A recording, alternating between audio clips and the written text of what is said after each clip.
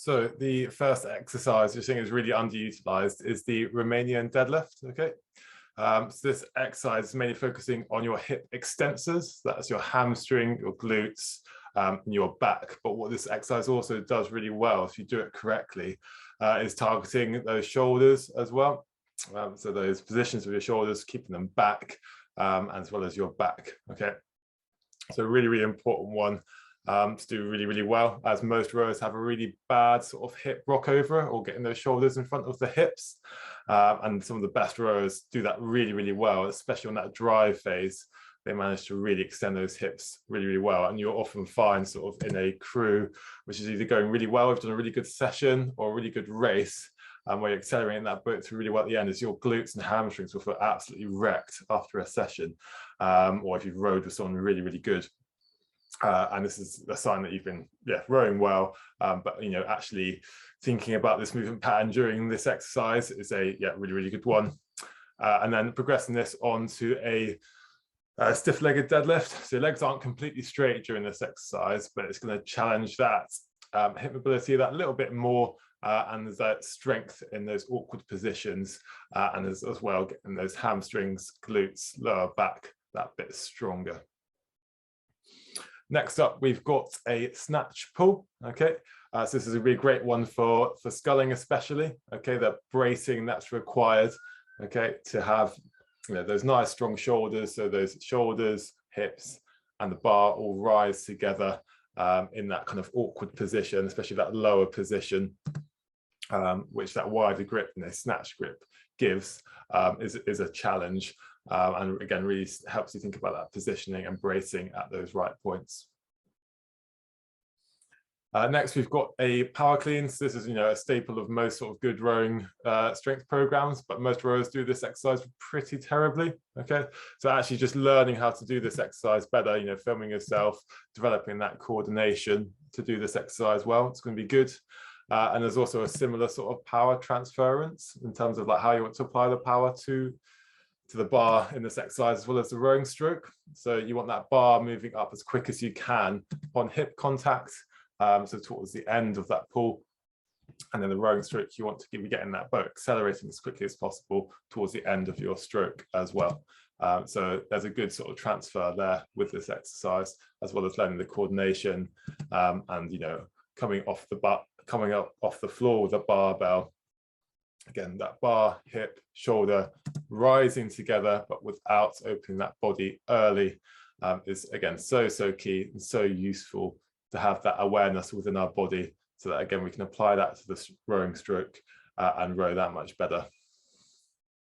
Next up, we've got a pen lay row, and this can be done with a pause and without a pause. Okay, and again, this is again strengthening those shoulders, back muscles, and developing good strength in awkward positions, okay, which is again really, really key for that rowing stroke. Next, we've got a weighted sit-up. Okay, again, this is just sit-ups in general, I think, are quite just underrated. You often see rowers doing lots of planks and things which are useful, but actually just having that strength to be able to rock over quickly and easily is really, really useful, especially at the high rates, getting that weight coming back over with the ease, okay, and being able to do that quickly and efficiently with a crew is really, really useful, and not ever being worried about being able to lean back that little bit further. Again, a lot of rowers tend to be a little bit too upright at times, and so being able to have that strength to be able to come back over quickly is really, really important, and not having those abs as a weak point. Next, we've got some skipping. So often you'll see, sort of, especially the Australian team, do some like light plyometric exercises where they sort of jump from a bench back onto the bench. And I think this is a really, really useful exercise, as rowing, that first transfer of power actually comes through the balls of the feet. So being able to have a quick change of direction, okay, to have a quick connection. Again, you're not applying all the force humanly possible at that front end, but still being able to be quick to connect is again really, really useful to minimize that slip, okay, through the rowing stroke, so we can connect early, connect to that boat, and minimize the deceleration that happens as we're approaching the catch and as we start to pick up that boat speed again. Rowers are generally pretty unathletic as athletes kind of come. So a bit of skipping and a bit more coordination is never going to be a bad thing. And then progressing skipping on to double unders can be a really, really useful thing. Just the act of learning a new skill itself is incredibly useful. As you know, there are many elements of the stroke which you need to be a good learner on, or a more adaptive learner on, whether that be getting a better catch, but getting better positioning, and just learning to do something new. You can apply that to those so many different areas of your rowing stroke, as well as having that kind of greater change of direction that kind of you need with those double unders, and that greater extension as well. And then finally, we've got a back extension hold. And again, that's going to be really engaging those hamstrings, glutes, back, getting it a bit stronger, and keeping those glutes activated, which is so key as well. So if you are looking at getting stronger for rowing, I do have a program which includes a lot of these exercises and more, which is going to get you not just generally stronger, but actually thinking about how you apply that strength to your rowing stroke and getting you stronger in positions where you can apply that force better and get quicker. So it's called Stronger for Rowing. It's an 8-week program. It periodizes things appropriately. Ideally, you would do this in an off season, okay? So you can really maximize that strength training whilst you're not rowing with as much volume to your training and really put on as much muscle as you can. But you still can add this in to your rowing training, providing you're not training too much aerobically.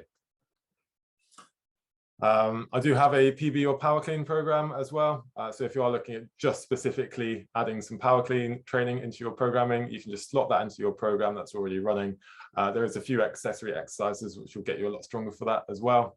And if you use a group, so you get, it's free to access a public group, but if you buy a program, you get access to a members group where I'll give you feedback. So once a week, it'll be twice a week. And if you post regularly in that group, you'll improve so much quicker in terms of your technique.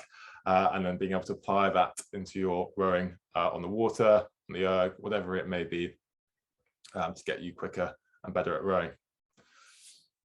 So yeah, I hope you found that useful. If you are looking for any consultancy when it comes to your programming, if you are a rowing coach and need a little bit of help with how you program your strength and conditioning for your athletes, I do offer some consultancy work as well. So if you want to get in touch, just email me. We can have a chat about your program, what your athletes need, and I'll be happy to give you a hand with that. So yeah, hope you found that useful, and yeah, see you on the next one.